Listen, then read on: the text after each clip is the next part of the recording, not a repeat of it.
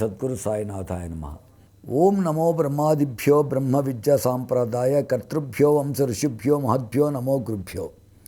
ఓం నమో గురుభ్యో గురుపాదుకాభ్యో ఓం నమో పరేభ్య పరపాదుకాభ్యో. ఆచార్య సిద్ధేశ్వర పాదుకాభ్యో నమో నమః శ్రీ గురుపాదుకాభ్యాం. కామాది సర్ప వ్రజకారుడాభ్యాం వివేక వైరాగ్యనిధి ప్రదాభ్యాం బోధప్రదాభ్యాం ధృతమోక్షదాభ్యాం నమో నమః శ్రీ గురుపాదుకాభ్యాం. అనంత సంసార సముద్రతార నౌకాయితాభ్యాం స్థిరభక్తిదాభ్యాం జాడ్యాబ్ది సంశోషణ వాడవాభ్యం నమో నమః శ్రీ గురుపాదుకాభ్యం.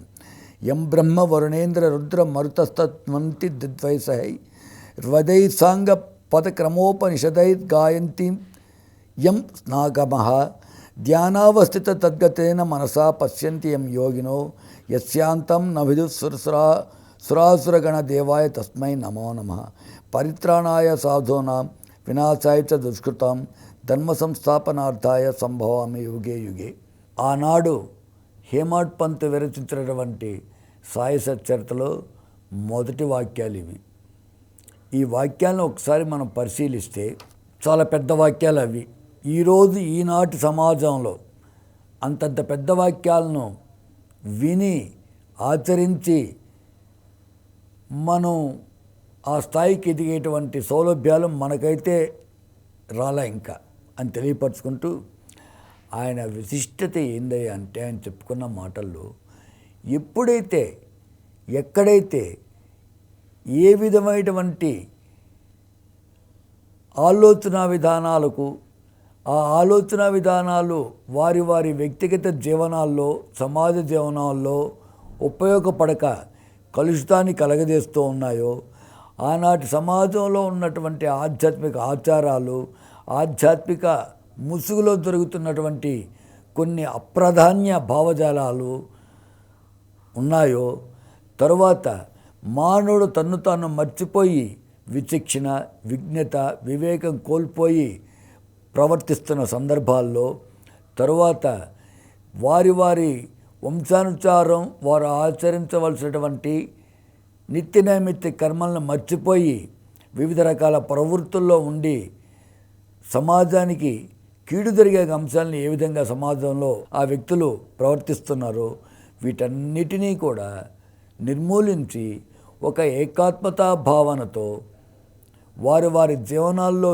వెలుగును వారి వారి జీవనాల్లో సుఖాన్ని శాంతిని సంతోషాన్ని ప్రసాదించి ఆ భగవంతుడి వైపు ఆ భగవంతుడితో ఐక్యం చెందేదానికి ఏ విధమైనటువంటి పారమార్థిక మార్గాలు ఉన్నాయో అవి తెలిపేదానికే నా అవతారం వచ్చింది అని ప్రవర్తించాడు సాయినాథుడు. అవి తెలిపేదానికే నేను వచ్చాను. ఆ తెలియపడంలో నేను ఎంచుకున్న మార్గం కఠినమైనది. నా మార్గం అదే మనం గత ప్రవచనంలో చెప్పుకున్నాం. నా మార్గం అతర్క్యము అఘటితము అగోచరము. నా వైపు మీరు శ్రద్ధా విశ్వాసాలతో ఉంటే చాలు అని చెప్తూ ఆ సచ్చరితలో మొదట ఆ గ్రాంధికమైనటువంటి మనం ఆ విషయాలను చెప్పుకున్నాం. తరువాత ఇంకా ఆయన లీలలు ఏ విధంగా ఉంటాయంటే ఆయన లీలలను సార్వజనీనం చేసేటువంటి అర్హత ఎవ్వరికీ లేదు. ఎందుకంటే ఒక కుటుంబంలో ఇద్దరు బిడ్డలు ఉంటే ఆ ఇద్దరు బిడ్డల యొక్క మనోప్రవృత్తి వృత్తి వైవిధ్యంగా ఉంటుంది.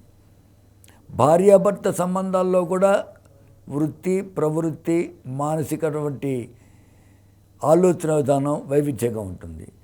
ఒక చిన్న కుటుంబంలోనే ఆ విధమైనటువంటి వైవిధ్యాలు మనకు కనిపిస్తున్న తరుణంలో విశ్వ సమాజంలో ఎదురవుతున్నటువంటి వైవిధ్యాలు ఎన్ని ఉంటాయో మనం ఒక్కసారి ఆలోచించవచ్చు. కానీ ఇన్ని కోటాను కోట్ల వైవిధ్యాలకు మానసిక ప్రవృత్తులకు ఏకకాలంలో ఏక క్షణంలో మరి సమాధానం చెప్పి వారికి పరిష్కారాన్ని మార్గాన్ని చూపించవలసినటువంటి బాధ్యతను ఆ ప్రకృతి ఆ విశిష్ట యోగి పాదాల చెంత పెట్టినప్పుడు ఆయన యొక్క విశిష్టత ఏ రకంగా ఉంటుంది, ఆయన యొక్క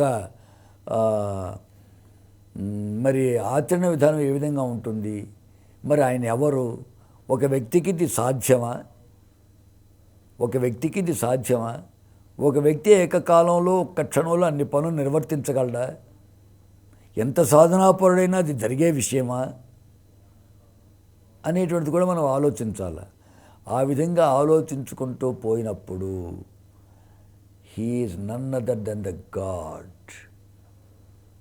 ఆయన సాక్షాత్తు భగవంతుడే, దేవుడు కాక వేరే కాదు అనేటువంటి ఒక దృఢమైన భావన మనలో కలిగేదానికి ఆస్కారం ఉంటుంది, అవకాశం ఉంటుంది. ఎందుకే ఆ ప్రకృతి అంతా కూడా నిరాకార నిర్గుణ తత్వంలో ఉన్నటువంటి ప్రకృతి తను నిర్మించుకున్నటువంటి, తను సృష్టించినటువంటి ఆ ప్రకృతిలో భాగమంటే ఈ విశ్వాన్ని నడిపించడంలో ఒక ఆకారాన్ని తీసుకుంటే ఆ ఆకారమే సాయినాథుడు. కాబట్టి ప్రకృతి సాయినాథుడు వేరు కాదు, ప్రకృతి సాయినాథుడు వేరు కాదు అనే భావనలోకి వచ్చినప్పుడు ఆ సాయినాథుడే ఈ సర్వం మనందరం కూడా సాయినాథుడే. అట్టిది మెడలో ఇది కావడానికి కాదు, అవన్నీ కూడా ఆయన భావజాలంలో ఆ ప్రకృతి అంతా ఒక పదార్థంగా వచ్చి ఆ పదార్థమే సాయినాథుడిగా వచ్చింది. కాబట్టి ఆయన చెప్పగలిగాడు, నువ్వు ఎన్ని వేల మైళ్ళ దూరంలో ఉండి ఏ చర్యలు చేసినా నాకు తెలుస్తాయి, నా యొక్క సంకల్పం లేనిదే చిగుటాగా రెమ్మ కూడా కదలాడదు అని ఇవన్నీ ఆయన చెప్పడంలో కూడా దూరదృష్టితో, వివేచనాత్మక దృష్టితో ఆలోచిస్తే సాక్షాత్తు భగవంతుడు ఎవరయ్యా అంటే సాయినాథుడు. దీనికి ఇంకొన్ని విషయాలు కూడా మనం చెప్పుకోవచ్చు. నువ్వు సాయిరామ అన్నా నేనే, సాయి కృష్ణ అన్నా నేనే, వెంకటేశ్వర అన్నా నేనే, నువ్వు ఏ పేరు పెట్టి పిలిచినా కూడా నేను పలుకుతాను అని తెలియపరచుకుంటూ, నువ్వు ఏ విధమైనటువంటి ఆధ్యాత్మిక మార్గంలో ఉన్నావో, ఏ విధమైనటువంటి భక్తి విశ్వాసాలతో ఉన్నావో అవన్నీ నాకే చెందుతాయి. నువ్వు ఎక్కడ ఏ విధమైనటువంటి నివేదనలు సమర్పించావో అవన్నీ నాకే చెందుతాయి. ఇది చిన్న విషయాలు కాదు సాయిబాబా చెప్పింది. మనం ఊరికనే ఏదో అనుకుంటాం, కానీ షిరిడీ వెళ్ళాము, మా పాపకి సీట్ రావాలా, మా పాపకి సీట్ వచ్చింది, నేను పాలకోవ పెట్టి వచ్చాను, ఆయనకి ఒక 20 కిలోలు ద్రాక్ష పెట్టి వచ్చాను, ఆయనకి ద్రాక్ష అంటే ఇష్టము. ఇవన్నీ కూడా మన కృతజ్ఞతను ఆ ప్రకృతికి తెలుపుకోవడంలో భాగంగా మనం ఆచరిస్తున్నటువంటి విధానాలే. కానీ ఇంతటితో అయిపోయిందా? కొడుకు ఉద్యోగం వచ్చింది, మళ్ళీ పెళ్లి కావాలా, కోడలకు ఉద్యోగం రావాలా, మళ్ళీ కోడలు కొడుకు ఇద్దరు కలిసి అమెరికా పోవాలా, ఇవన్నీ మన రిప్రజెంటేషన్స్ మళ్ళీ ఉంటాయి కదా, ఇక్కడితో ఆగలేదు కదా. మరి ఒక రిప్రజెంటేషన్కి మనం ఏ విధమైన కృతజ్ఞతను చూపించాలా? కొడుకు ఉద్యోగం వచ్చేదానికి పాలకోవా ఇచ్చాము, పెళ్ళి అయ్యేదానికి చక్కెర పెట్టాలా? ఈ విధంగా ఆలోచించుకున్నప్పుడు ఆయన మన నుంచి ఆశించింది ఏంది, ఏ విధంగా ఆయన మనకు మార్గాన్ని ఇస్తాడు, మన ఐహికమైన కోరికలు నెరవేరుస్తూ ఏ విధంగా పారమార్థిక చింతన వైపు తీసుకువెళ్తాడు అనేటువంటి విషయాలు కూడా సచ్చరితలోనే ఉన్నాయన్నమాట. ఏ విధంగా మరలా మొదటిగా వస్తాం శ్రద్ధ విశ్వాసం. వీటికి మించి ఇదే సచ్చరిత్ర 14వ అధ్యాయంలో ఆయన ఏం చెప్పుకున్నాడంటే, మీ శ్రద్ధ విశ్వాసాలే కాదు, నాకు కావాల్సింది కృతజ్ఞత కావాలా అంటాడు. గ్రాటిట్యూడ్ కృతజ్ఞత పెద్ద పదం అన్నమాట అది. ఆ కృతజ్ఞత ఏ విధంగా చూపించుకోవాలి ఆయనకి?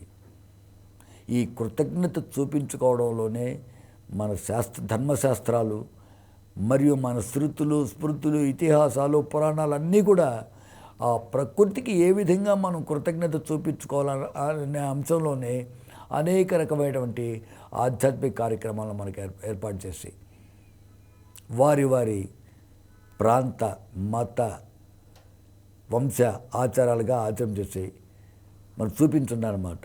అందుకే మనకు చాలామంది మనం చెప్తుంటాం కులదేవత అని చెప్పి. ఆయన కూడా చెప్పున్నాడు, మీ కులదేవత, మీ గృహదేవత, మీ ఇష్టదేవత, మీ గ్రామదేవత, ఇవన్నీ కూడా నేనే మరలా ఏ విధమైనటువంటి ఆచార ధర్మాచార మార్గంలో నాకు కృతజ్ఞతను తెలుపుతారో అనేటువంటిది కూడా ఆయన చెప్పున్నాడు అనమాట. కృతజ్ఞత అనేటటువంటి ప్రధాన భావంగా వస్తుంది.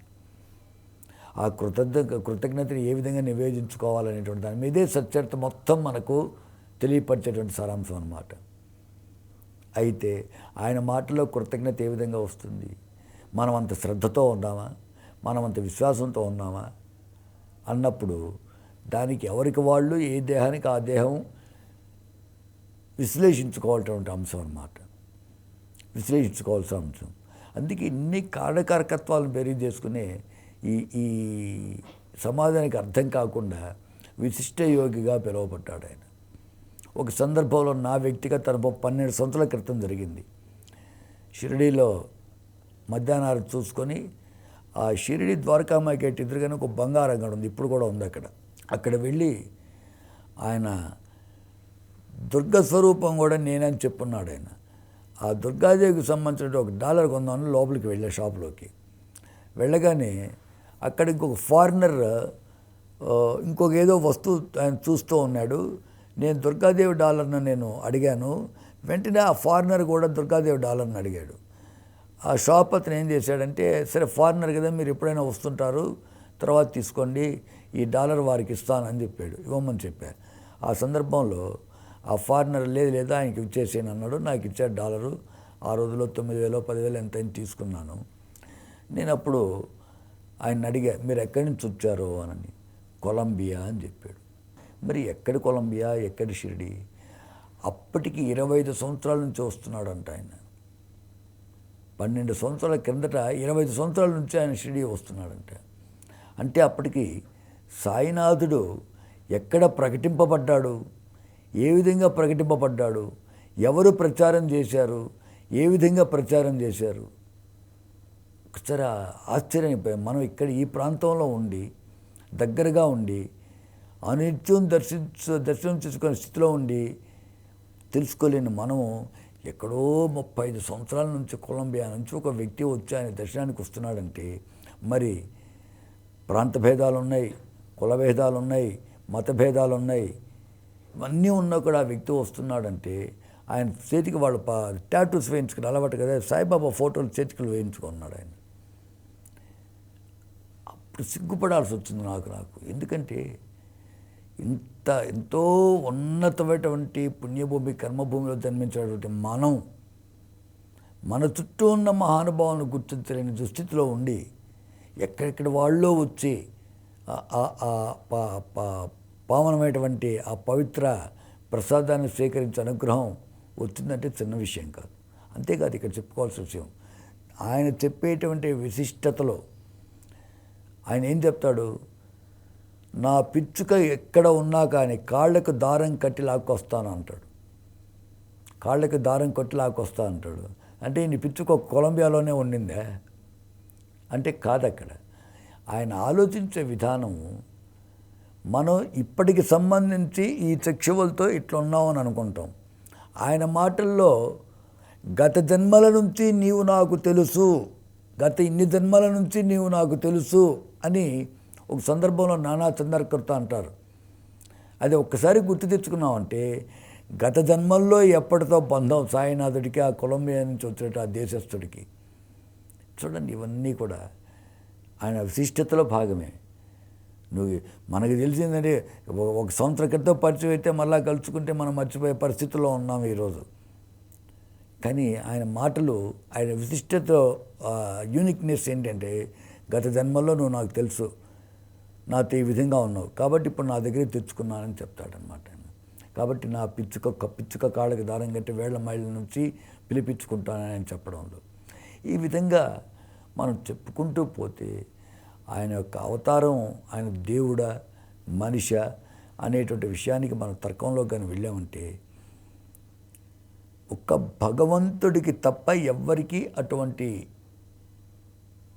చేయలేనటువంటి అటువంటి విషయాలు అర్థం కావు.